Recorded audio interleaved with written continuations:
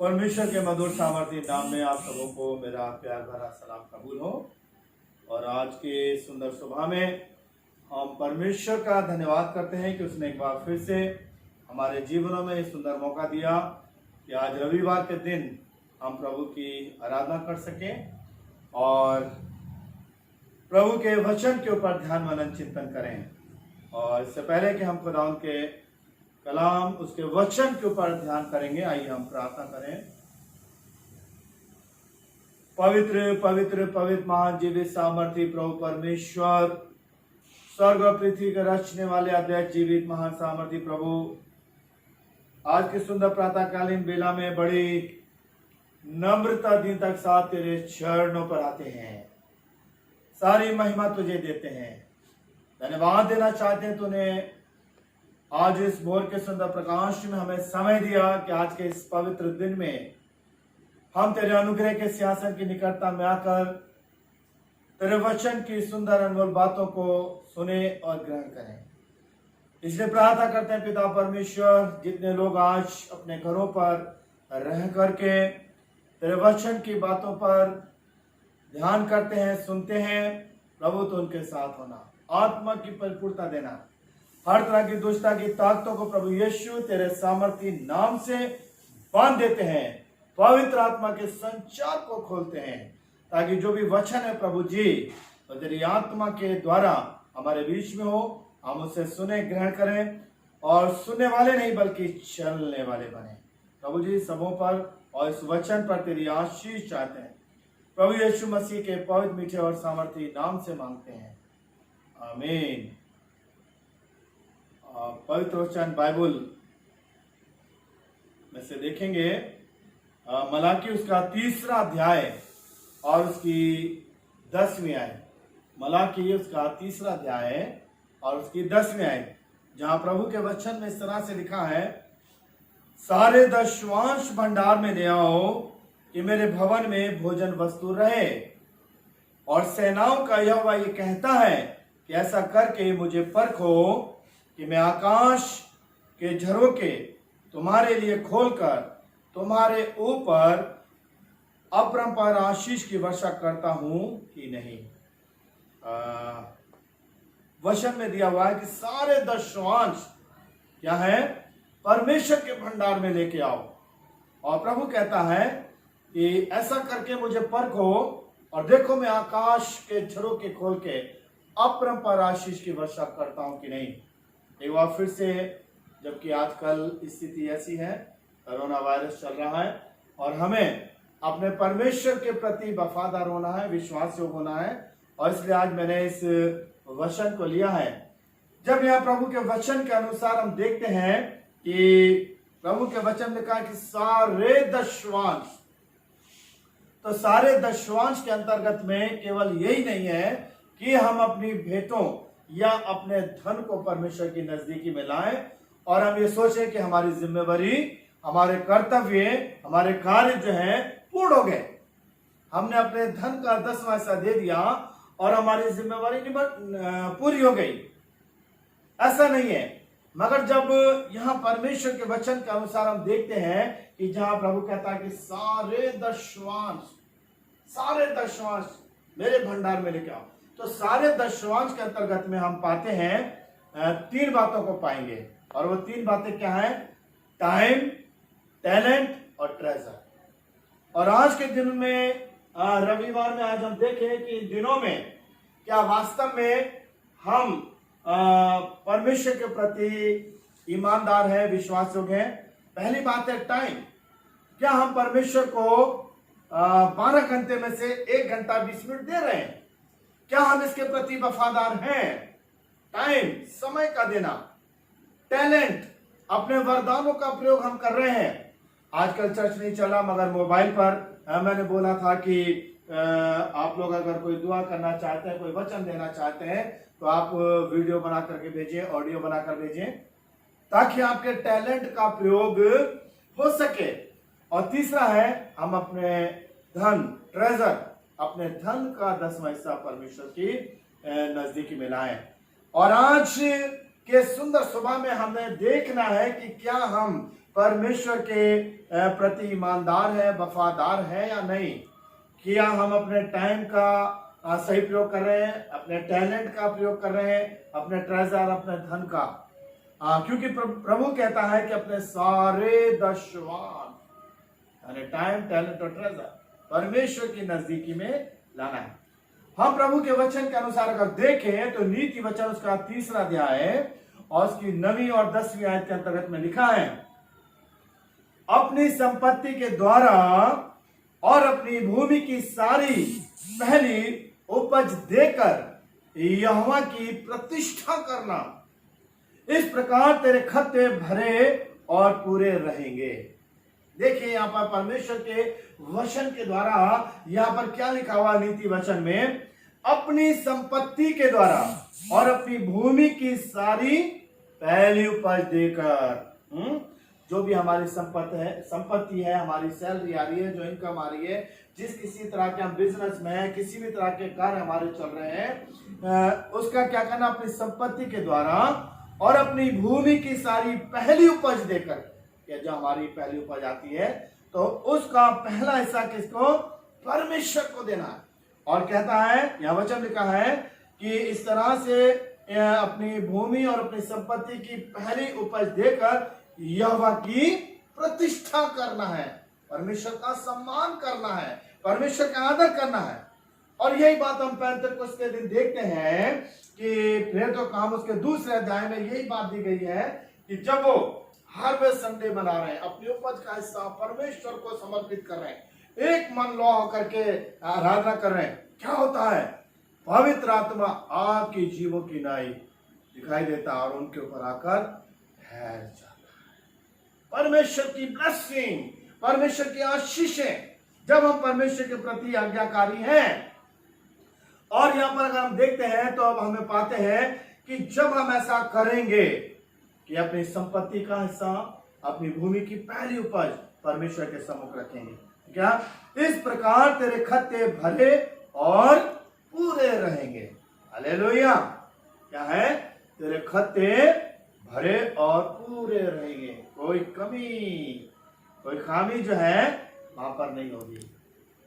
जब हम परमेश्वर के प्रति ईमानदार हैं, जब हम परमेश्वर के प्रति वफादार हैं, तो परमेश्वर की आशीष हमारे जीवन में, हमारे खत्ते भरे रहेंगे, भरपूर रहेंगे और किसी तरह की कमी नहीं होने पाएगी। क्यों? क्योंकि परमेश्वर की आशीष है जब हम परमेश्वर के वचन के अनुसार करते हैं। और इसलिए हमें क्या करना है कि पहला हिस्सा परमेश्वर का है, परमेश्वर को देना है। क्या हम इसके प्रति वफादार हैं? यहाँ पर देखें अगर प्रभु के वचन के अनुसार तो नीति वचन उसका 22वां अध्याय और उसकी 9वीं आयत में क्या लिखा है, दया करने वाले पर आशीष फलती है क्योंकि वो कंगाल को अपनी रोटी में से देता है। दया करने वाले पर आशीष फलती है क्योंकि वो कंगाल को अपनी रोटी में से देता है। अच्छा, नहीं कहता दया करो तो तुम पर भी दया की जाएगी। जब हम दया करते हैं तो हम पर दया की जाएगी और उसका नतीजा परमेश्वर की ब्लेसिंग हमारे जीवन में उतरती है। हम देखते हैं वो लड़का जो 5 रोटी 2 मछली लेकर के जा रहा है और जब परमेश्वर को उसकी आवश्यकता पड़ी, उसने किस तरह से जो लोग भूखे थे और उसने देखा किस तरह की स्थिति है वहां पर, वो सारी चीजों का जायजा कर रहा था। और जब परमेश्वर ने कहा कि किसी के पास कुछ है, इन लोगों को खाना खिलाना है, तो उसने उन लोगों को देखा, दया करी होगी और उसने अपनी 5 रोटी और 2 मछली परमेश्वर को समर्पित कर दी। और जिसका नतीजा क्या होता है कि इतनी ब्लेसिंग आती है, इतनी ब्लेसिंग आती है इस पे कि 12 टोकरे रोटी बचती। यानी कि हम देखते हैं कि जब हम परमेश्वर को दे रहे हैं, दया कर रहे हैं और परमेश्वर दे तो तुम पर भी दया की जाएगी। एक स्टेशन मुझे याद आ रही है और मैं बताना चाहूंगा आपके सामने। एक बार मूसा जो थे, कहानी के रूप में है वो, कि मूसा एक बार इस पृथ्वी पर आए और उन्होंने पूरी पृथ्वी पर भ्रमण किया कि देखें दुनिया में कैसे कैसे लोग जी रहे हैं, जिंदगी कैसी है। और क्या होता है, वो जगह जगह जा रहे थे और एक जगह पर वो झोपड़ी थी और वहां पर वो गए तो उन्होंने देखा कि एक व्यक्ति है जो जमीन पर लेटा हुआ है उसकी हड्डियां निकल रही हैं और अपने जीवन की अंतिम सांसें ले रहा है। और जब मूसा उसके पास गया, उससे बातचीत करी, तो मूसा ने कहा कि तुम क्या चाहते हो, तुम्हारी जीवन की अंतिम सांसें चल रही है, तुम्हारी इच्छा क्या है? तो उसने कहा मैं भर पेट भोजन करना चाहता हूं, मैं भूख से तड़प रहा हूं, मैं भूख से मर रहा हूं, मुझे भोजन चाहिए। और क्या होता है कि उसको भोजन दिया जाता है और मूसा वहां से चले जाते हैं। और कुछ समय के बाद जब मूसा फिर पृथ्वी पर आते हैं तो क्या देखते हैं कि वो व्यक्ति जो है एक चादर बिछा करके लेटा बैठा हुआ है और 4-5 जने और उसके सामने बैठे हुए भोजन कर रहे हैं और वहां कर देख करके चले जाते। कुछ समय बाद मूसा फिर जो है अब वहां पर आता है तो क्या देख रहा है कि वो व्यक्ति जो है तख्त पर बैठा हुआ और बड़ी भीड़ जो है उसके सामने और वो सब भोजन कर रहे हैं। और अब वो व्यक्ति कैसा बड़ा अच्छा तंदुरुस्त हो गया, उसके गाल लाल हो रहे हैं, बड़ी अच्छी सेहत उसकी हो रही है। और वो जाकर के मूसा जब जाके देखते हैं और परमेश्वर से बातचीत करते हैं, और जब परमेश्वर से मूसा पूछता है कि अरे प्रभु, वो व्यक्ति तो मरने वाला था, वो भूखा था, और अब वो किस तरह से बड़ा तंदुरुस्त हो रहा, उसके गाल लाल हो रहे हैं और बहुत अच्छा हो रहा, और मेरी भीड़ उसके सामने खाने पर लगी है। तो परमेश्वर ने कहा मैं क्या करूं? उसने मेरे साथ व्यापार कर लिया है, बिजनेस कर लिया है कि जब मैं उसे देता हूं तो औरों को बांटता है, जब मैं और उससे दुगना देता हूं तो और बढ़ाता है, और जिसका नतीजा जो वचन के अनुसार है कि दो तो तुम्हें भी दिया जाएगा है? तो परमेश्वर कहता है कि मैं उसे देता हूं तो और बांटता है। तो इन बातों, इस कहानी के द्वारा हम ये सीखते हैं कि जिस तरह से लड़के ने 5 रोटी 2 मछली दी, परमेश्वर को समर्पित कर दी, कितने कई हजार, 5,000 से भी 5,000 तो पुरुष ही थे, उससे कई हजार लोगों ने भोजन किया, तृप्त हुए।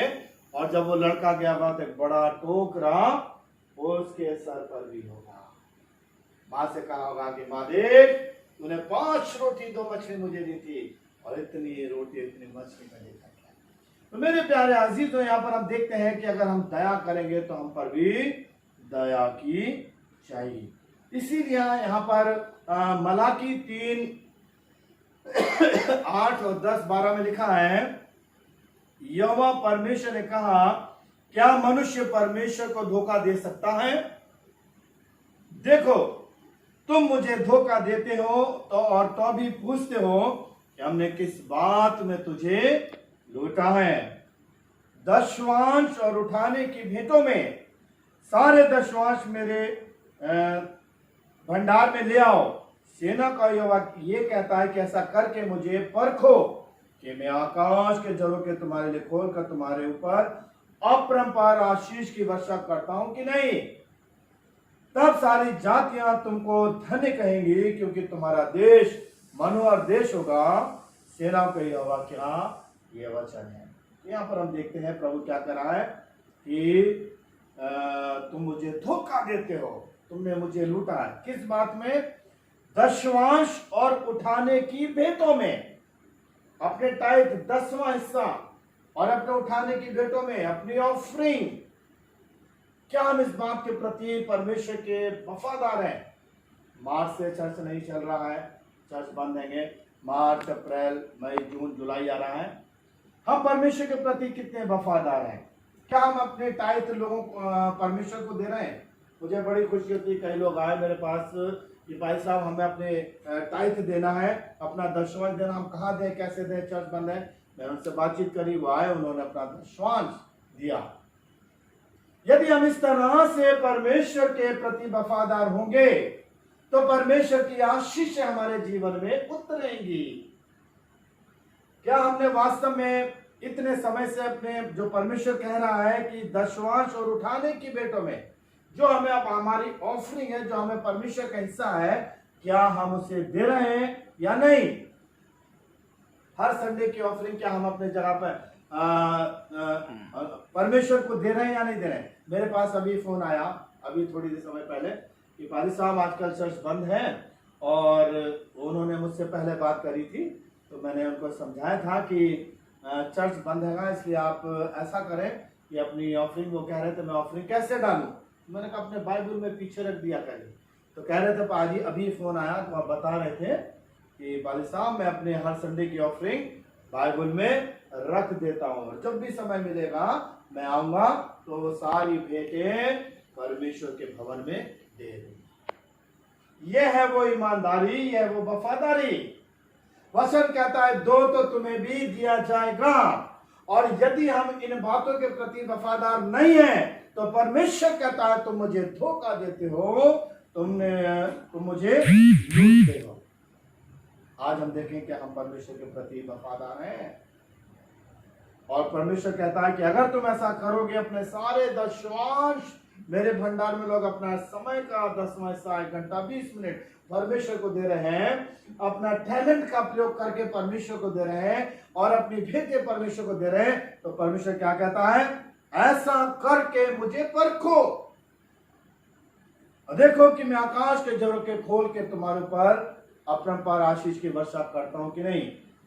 भजन संहिता उसका 34वें अध्याय के अंतर्गत में और उसकी 8वीं आयत में अगर हम देखेंगे, भजन संहिता उसका 34वां अध्याय और उसकी 8वीं आयत के अंतर्गत में अगर हम देखें तो वहां क्या लिखा है, परख कर देखो कि यहोवा कैसा भला है, क्या ही धन्य है वो पुरुष जो उसकी शरण लेता। परख कर देखो कि यहोवा कैसा भला है। उसके आगे लिखा हुआ है कि हे यहोवा के पवित्र लोगों उसका भय मानो, क्योंकि उसके डरवाइयों को किसी भली बात की घटी नहीं होती। जवान सियों को तो घटी होती और वो भूखे रह जाते हैं, परंतु यहोवा के खोजियों को किसी भली वस्तु की घटी ना होगी। हालेलुया। अर्थात जब हम इस तरह से अपने जिम्मेवारियों के प्रति, परमेश्वर की आज्ञाओं के प्रति वफादार होंगे, ईमानदार होंगे, तो परमेश्वर हमें किसी भी भली वस्तु की गति नहीं होने देगा। हम प्रभु के वचन में आगे देखेंगे, 2 कुरिन्थियों उसका 9वां अध्याय 6 से 12 के अंतर्गत में लिखा है, जो थोड़ा बोता है वो थोड़ा काटेगा भी, और जो बहुत बोता है वो बहुत काटेगा। जो थोड़ा देता है, भेंट लेने के लिए आए हुए हैं, चलो फॉर्मेलिटी में जो थोड़ा दे देता, तो यह वचन क्या कह रहा है, थोड़ा बोता है थोड़ा काटो। हम सब अच्छी तरह जानते हैं, हम किसान हैं, और कि अगर हम 1 बीघा में बोएंगे तो 1 बीघा में तो काटेंगे, और अगर हम ज्यादा 2 बीघा 3-4 बीघा में पास ज्यादा बोएंगे जाता। इसी तरह से आत्मिक जिंदगी में भी कि हम अपने टाइम, टैलेंट और ट्रेजर का थोड़ा हिस्सा देंगे तो थोड़ी ब्लेसिंग मिलेगी, और दशमांश देंगे तो परमेश्वर कहता है परंपरा आशीष की वर्षा। यहां लिखा है थोड़ा बोता है वो थोड़ा काटेगा भी, और जो बहुत बोता है वो बहुत काटेगा। हर एक जन जैसा मन में ठाने वैसा ही दान करे।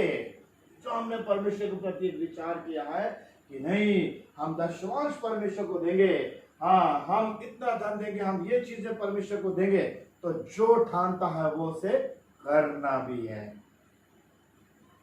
वचन में लिखा है ना कुड़ के ना दबाव से, क्योंकि परमेश्वर हर्ष से देने वाले से प्रेम रखता है।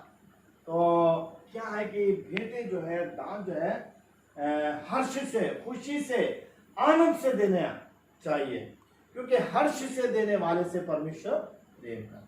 ये नहीं कुड़कुड़ा के गुड़गुड़ा के दे रहा, उस पर ब्लेसिंग नहीं होती, बल्कि क्या है आनंद के साथ। वचन भी कहता है कि आत्मा के उभारे दान दिया जाता, भेंटें दी जाती। तो यहाँ पर है हर्ष के साथ जब हम उन भेंटों को देते हैं, तो वो भेंटें हमारी क्या होती है, परमेश्वर की हुजूरी में ग्रहण योग्य होती है। और परमेश्वर सब प्रकार का अनुग्रह तुम्हें बहुतायत से दे सकता है, जिससे हर बात में हर समय सब कुछ जो तुम्हें आवश्यक हो तुम्हारे पास रहे। जब हम परमेश्वर के भवन के लिए देंगे, परमेश्वर के घर के लिए देंगे, तो परमेश्वर हमारे घर, हमारे घर के लिए देंगे। यदि हम परमेश्वर के प्रति वफादार है, परमेश्वर हमारे प्रति वफादार है। यदि हम खुदावन के घर की जरूरतों के लिए दे रहे हैं, तो खुदा हमारे घर की जरूरतों के लिए देगा। और इसलिए वचन में क्या लिखा है कि जब हम इस तरह से करेंगे तो परमेश्वर के अनुग्रह को बहुत से प्राप्त करेंगे। और हर बात में हर समय सब कुछ जो तुम्हें आवश्यक हो तुम्हारे पास रहे।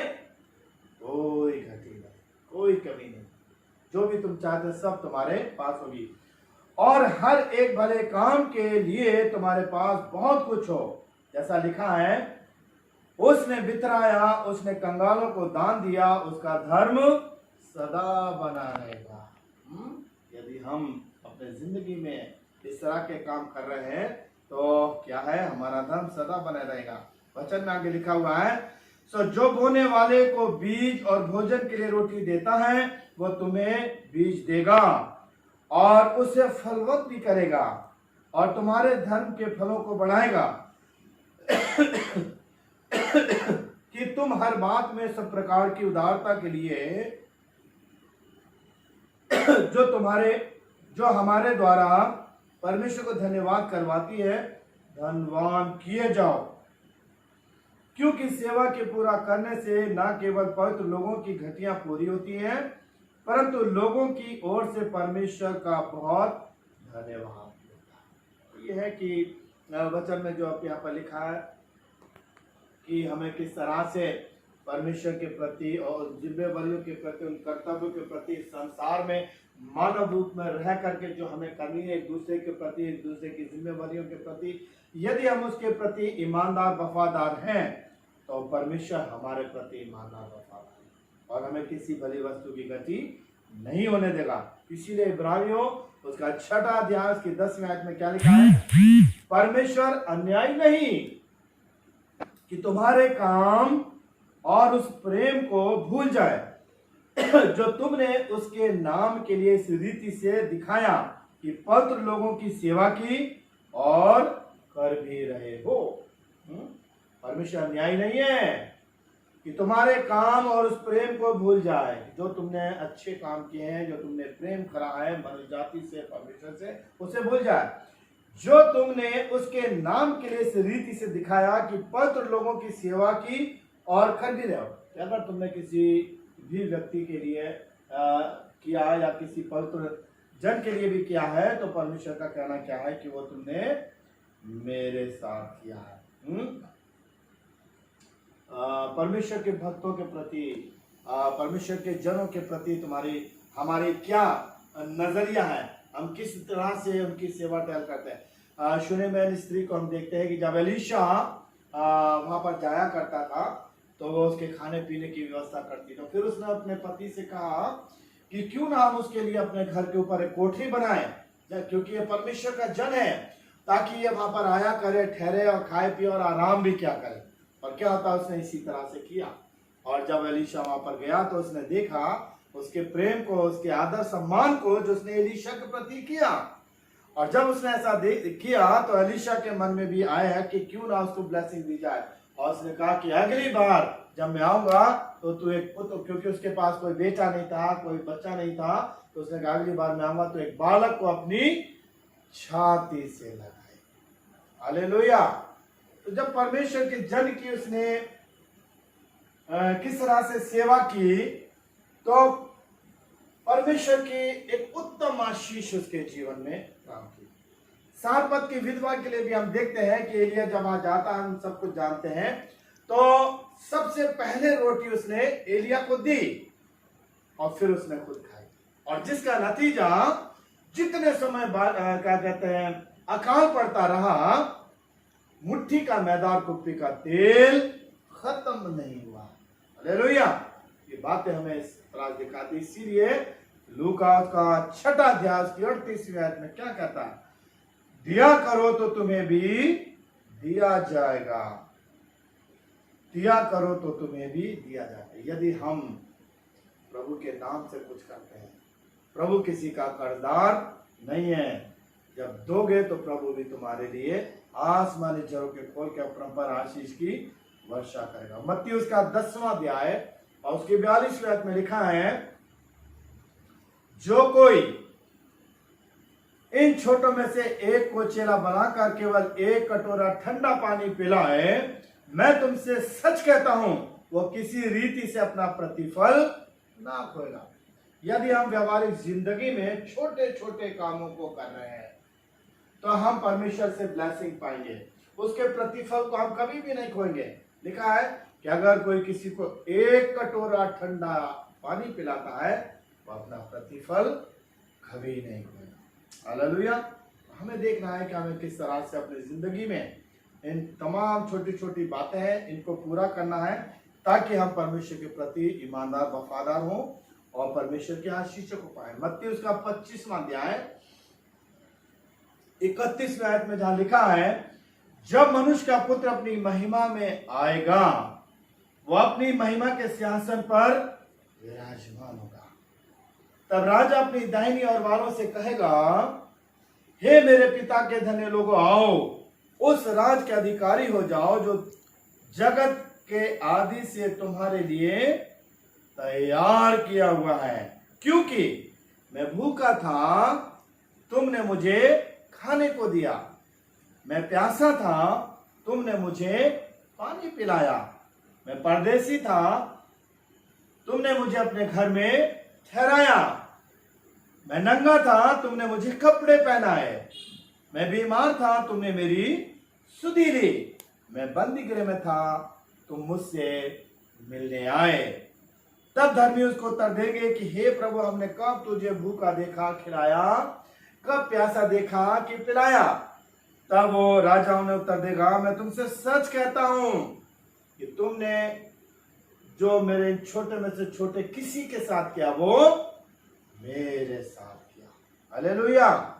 हमें इन तमाम बातों को ध्यान देना है, किस तरह से उन तमाम जिम्मेदारियों को, परमेश्वर के वचन में दी गई बातों को अपनाना है। और इन बातों के प्रति अगर हम वफादार हैं तो वास्तव में परमेश्वर की आशीष हमारे जीवन। और इसलिए आज के इस वचन के द्वारा हमें यह देखना है कि जब परमेश्वर कहता है कि तुम मुझे धोखा देते हो, तुम मुझे लूटते हो, किन बातों में? दशवांश और उठाने की भेंटों में। अर्थात दशवांश का मतलब है टाइम, टैलेंट और ट्रेजर। क्या हम प्रभु को 12 घंटे में से 1 घंटा 20 मिनट दे रहे हैं? प्रार्थना करना आजकल कितना समय है, कितने लोग हैं जो प्रार्थना कर रहे हैं, वचन पढ़ रहे हैं, 1 घंटा 20 मिनट। अपने टैलेंट का प्रयोग करने का कितना सुंदर अवसर है। आप गीत गाते हैं, आप वचन दे सकते हैं, आप प्रार्थना कर सकते हैं, वीडियो बनाइए, भेजिए। कहां कहां जाएगी आपका वचन, आपका टैलेंट? ये समय है परमेश्वर ने दिया है। परमेश्वर हर बातों का लेखा जोखा मेरे आपके जीवन के द्वारा लेगा। अपने धन का भी, जो हमारा दशवांश है वो परमेश्वर का, परमेश्वर को देना है। उठाने की भेंटें, अपनी ऑफरिंग हर संडे की जमा करना है। जो भी अवसर मिलता है हमें जाकर परमेश्वर के चरणों पर देना। और यदि हम इस तरह से करेंगे, हम परमेश्वर के प्रति वफादार होंगे, परमेश्वर की ब्लेसिंग हमारे जीवन में होगी और तभी हम स्वर्गीय राज में प्रवेश करेंगे। आज मैं और आप देखें मेरे प्यारे अजीजों, क्या हम इन बातों के प्रति खरे हैं? क्या हम टाइम, टैलेंट और ट्रेजर यानी समय का 10वां हिस्सा दे रहे हैं या नहीं? अगर नहीं तो किस तरह से हम सोचते हैं कि हम स्वर्गीय राज में चले जाएंगे? अपने वरदानों का प्रयोग जो परमेश्वर हमें दिए हैं, टैलेंट, उनका प्रयोग कर रहे हैं कि नहीं? और नहीं, कैसे हम स्वर्गीय राज में प्रवेश करें? क्या वो ट्रेजर जो दशवांश है, जो उठाने की भेंटें हैं, प्रभु को नहीं दे रहे हैं, तो किस तरह से परमेश्वर की आशीष को प्राप्त करें? और इसलिए आज के वचन के द्वारा हमें परमेश्वर के प्रति वफादार होना है, ईमानदार होना है, उन आज्ञाओं का पालन करें। जब हम परमेश्वर की आज्ञाओं का पालन करेंगे तभी ब्लेसिंग हमें मिलेगी। हम घर में आशीषित, खेत में आशीषित, जिस किसी भी काम में हाथ लगाएंगे परमेश्वर आशीष देगा। मगर यदि परमेश्वर की आज्ञाओं का पालन नहीं करेंगे, घर में भी शापित हैं, खेत में भी शापित हैं, जिस किसी भी काम में हाथ लगाओगे परमेश्वर की ब्लेसिंग नहीं। बहुत खेत को जोत रहे हैं, बड़ी मेहनत कर रहे हैं, परिश्रम कर रहे हैं, दिन रात कर रहे हैं, अच्छे बीज बो रहे हैं, मगर नहीं। कारण है क्योंकि हम परमेश्वर के प्रति ईमानदार नहीं। परमेश्वर हमें आपको तौफीक दे, सामर्थ दे कि हम इन बातों को जाने और टाइम, टैलेंट और ट्रेजर, इन सारी बातों का दशवांश परमेश्वर के सामने रखें, परमेश्वर को दें। और तब परमेश्वर कहता, परत पर देखो, मैं आसमानी झरोखे खोल के अपरंपार आशीष की वर्षा कर दूंगा। परमेश्वर हमें आपको तौफीक दे, सामर्थ दे। हम इस वचन के द्वारा इन बातों के प्रति ईमानदार हो, वफादार हो, ताकि परमेश्वर की आशीषों को पाए इस संसार में और स्वर्गीय राज को भी, जो प्रभु मुझे आपको देना चाहे। आइए हम दुआ करेंगे। हमारे जीवित महान सामर्थ्य प्रभु परमेश्वर, धन्यवाद करते हैं पिता परमेश्वर, तूने समय दिया हम तेरे कलाम, तेरे वचन की बातों पर ध्यान मनन चिंतन करें। जो भी वचन आज हमने देखा, जो हमने सीखा तेरे वचन के द्वारा, कि अपने सारे दशवांश यानी कि टाइम, टैलेंट और ट्रेजर, इनके प्रति हमें परमेश्वर के प्रति वफादार होना है और इन सारी बातों का, अपने समय का, अपने वरदानों का, अपने धन का 10वां हिस्सा परमेश्वर को समर्पित करना। और प्रभु कहता है ऐसा करके परखो मुझे, देखो आसमानी झरोखे खोल के आशीषों की वर्षा कर। आप पिता परमेश्वर, हम यही प्रार्थना करते हैं, हमारी कलीसिया के एक व्यक्ति प्रभु तेरे वचनों को सुनकर उन पर चलने वाला बने, ताकि वास्तव में तेरा अनुग्रह बहुतायत से उनके जीवन पर हो, उनके घर पर हो, उनके परिवार पर हो, और वो इतनी ब्लेसिंग पाए कि तेरा दिल से, मन से, हृदय से धन्यवाद कर। एक एक परिवार पर, एक एक व्यक्तिगत जीवन पर तेरी आशीष चाहते हैं, हर एक को अपनी महिमा के इस्तेमाल, और इस वचन पर भी तेरी आशीष चाहते हैं। प्रभु यीशु मसीह के पवित्र, मीठे और सामर्थी नाम से मांगते हैं, आमीन।